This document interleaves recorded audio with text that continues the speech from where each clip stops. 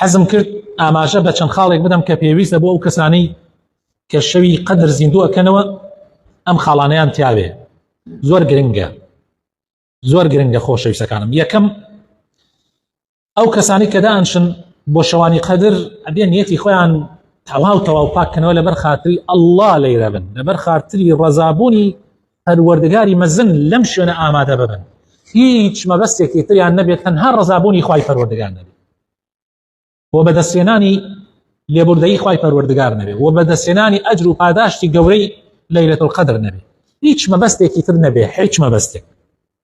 و هەوڵ بدرێ کەمترین قسەی دنیایی ئەنجام بدرێ. زۆر زەڕوور نەیە بە کەسێ نەڵێ بڕۆ ئەولاوە، یعنی ئەوەندە قسەکەم بکەی. یعنی مەبەستم لەیرە چی بوو؟ لە مەبەستم لەیرە ئەوەیە کە حتا بتوانێت ئینسان لەم کاتە عیبادەتانە خۆی مەشغوڵ نەکاتە ئەم و ئەو قسەی ئەملا ئەولا. مۆبایلەکەت داخە تەنها لەگەڵ خوایە پەیوەندی ببەسە. ئەزانن ئەو ساتانەی کە مۆبایلەکانمان دائەخەین زۆر ئیسراحەتەکەین، زۆر ئیسراحەتەکەین. فرسەتە لەم کاتانە زیاتر و زیاتر لە خوای پەروەردگار خۆمان نزیکەینەوە. جا بۆیە ئیخلاص یەکەم شەرتە بۆ ئەم شەوانە. زۆر مهمە تۆ نیەتت پاک بێت. دووهەم زۆر نوێشکردن. شەوی قەدر یعنی شەوی نوێشکردن و نوێش درێژکردن، درێژکردنەوەی قورئانەکە، درێژکردنەوەی ڕکوعەکان، درێژکردنەوەی سوجودەکان. داوا لەم برایە ناکەم کە ڕکوعەکە و سوجودەکانش درێژکەنەوە، یعنی لە جیاتی ئەوەی 3 جار بڵێن سبحان ربی الأعلى با 10 جار بڵێن، 10 جار بیکەن بە 10 جار لەسەر خۆشتان بیڵێن سبحان ربی العظیم 10 جار. لبيني ركوع كاتي هلصنا سمع الله لمن حمده دعاء ترها ذيك ربنا ولك الحمد سمع الله لمن حمده حمدا كثيرا طيبا مباركا فيه. زور دعاء كردن خوش يسكن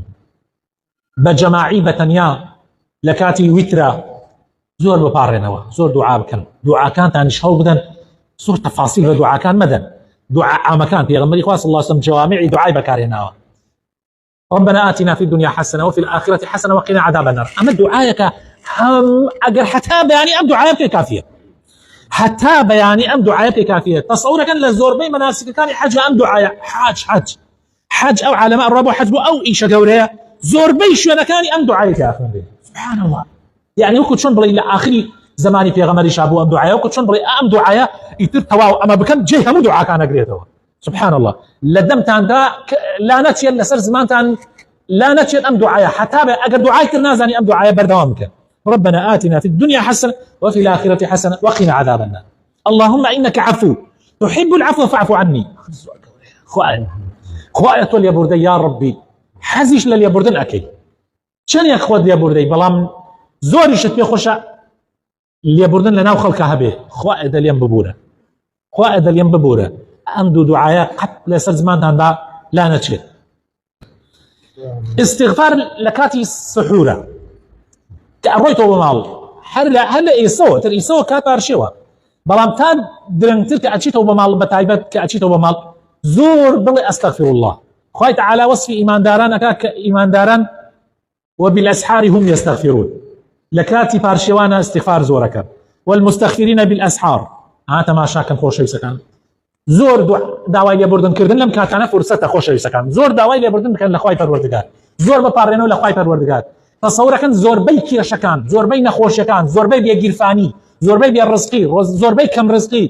والله براینە چارەسەرەکەی استیغفارە. تەسەورەکەن خۆشەویستەکانم کە مناڵت نەبێ زۆر استیغفار کە خوای تعالی مناڵت پێبەخشێ، کە پارەت نەبێ زۆر استیغفار کە خوای تعالی پارەت پێبەخشێ، کە ڕزقت کورتە زۆر استیغفار کە خوای تعالی فراوانێکە، کە نەخۆشی زۆر استیغفار کە خوای تعالی چارەسەرێکە، کە بێبارانیە زۆر استیغفار کە خوای تعالی چارەسەرێکە. کێشەکانت بە استیغفار چارەسەر بێ. خوای تعالی لە سوورەتی نوح عەلەیهی السلام ئەفەرمێ لە ئاستی ئەوەیە کە نوح کاتێک بانجي قومك أفرمي فقلت استغفروا ربكم إنه كان غفارا يرسل السماء عليكم مدرارا ويمددكم بأموال وبنين ويجعل لكم جنات ويجعل لكم أنهارا ما لكم لا ترجون لله وقارا. والله براينا تشيروك من زور زورة بسرهات من زور الزلامي وهب ولا أو برنا راحتي وبس زور استغفر الله كردن خوي تعالى هم باركاني لسر لا بردو همونا راحتي كاني لسر لا بردو جاز زور استغفر الله كردن لشي كاتك لهمو زيادة تأثيرية لكاتي بارشيوا يعني او كاتك ايتر خلص يبا بارشيوا. قرآن خندن وجو قرتن لقرآن مثلا او كاتانيك محاضره شو محاضره براينا وقت والله لنوش هذا مش او كاتانيك درسني او محاضره او كاتانيك نوش ناكل غيري او هول بخط لو بين سوره القران كنا يعني كان اياتك يعني لا بريدوان قران كنا زور مهمه صدقه كردن خوش يسكانم صدقه كردن دليل ايماني تو دليل راستيتي تو بو بيوتا صدقه يعني راس دوي يعني تو بو صدقه راس دوي قدر برني حمو شوي صدقه يبكى هيك نبي شوي 1000 دينار ببخش لك هنا 1000 دينار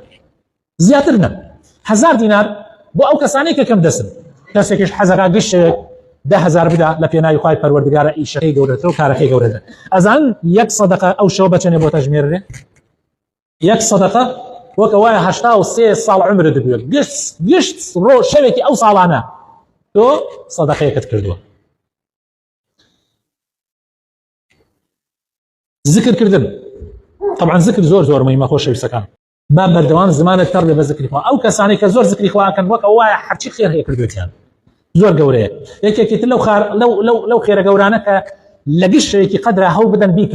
بدن بيكن تقريبا زور بي امش انا قريتها اويش اوي فتاري يكنفر بدن فتاري يكنفر باو كسحتها مرجنيه زور فقير يجبه هر عوام مسلماني هكذا يجبه تو خواردناكي بو بكره چونك افطار صائم خوش يسكن مرجنيه بس بو فقير به يعني اگر فقير دسنك و زور فقير اعتياديه بو هر مسلمانك تبيكي مثلا من ما موسى كارزان ما موسى يوسف برادر من دوس من الله يمكن امره ان شاء الله من حزكم امره من بربان كان بوك اما طبعا صله الرحمه برادريه بياوتيه اطعام طعام جاري ويا كسك فقير به هم تيري فقير كتيركي اما الزور جرينجر قش لم ذا شوا يك كتير بكم افطاري بو اوي خيري اويش بيد بو ايوا پیغمبر خاص الله سبحانه فرميان كسي روجوان تيركا خيري او كسي دي بوتو صله الرحم اگر بوتان كرا ام شواني ليله القدر ام مجالك الى بين لبانج تراويح حتى وكو ساعات يانزه او مجال ما الى بقالطه بشي صله الرحم بجيل هنا اگر نتواني قاچت مجالتنا دا هلاك بوي تلفون يبكى بو خزمك بو دايكت بو باوكت بو برايكت بو خوشيكت بو اموزايكت بو نخوشيك لبنا مالكتان تلفون يبكى اگر بتواني سري لبلي زور چاكتره زور گرنگ ام کار گوره لدس کوتان بدن خدمت کردنی مسلمانان بگشتی خدمتی مسلمانان بکن براینا زور گرنگه چن خوش مسلمانك يلا كان ريك خا كاتي خلق درسي ليره حاضري كدار جاري مجالي بيرات درو بريك يلا ريك خا بر ريك خا او روي كاتام دا بويتك ماشي تكلنا بين على كان ريك خا ريك زور دوره چن خوش مسلمانك الرئيس دزوش تا زكاه سيرك اسر اويك تواليتك منالك شو تنايب نالك باك نيه يك مسين ايوت ياك چن خوش مسلمانك شوان اما حموش يك اويك زور سرتك باذن خوي پروردگار لم دشو قال خويا كارتونك اويش ديني بو مزغو علي ام شو باش حس كسبوني منه او بخوا يعني انا كاري لك زور قورن يا بلام داي خوا زور قوري بو برزان منوكو اموش قاري كي براين بو ايوا ام شوانا ام شانا حو بدا همي مكان اگر بو تام كلا اگر ايش نكلا هيش نبي زور بي بكان مولكو خوي پروردگار الرحمن بيبكاو ببيت الشويل يك بمان بومار بكري للسجل مانا للروج قيامته كزور كيويس ما يك سبحان الله الى الروج قيامته والله جاري وياك سبحان الله رزقاتك يك سبحان الله يك استغفر الله يك صلوات بس في غمري خاص الله سبحانه رزقاتك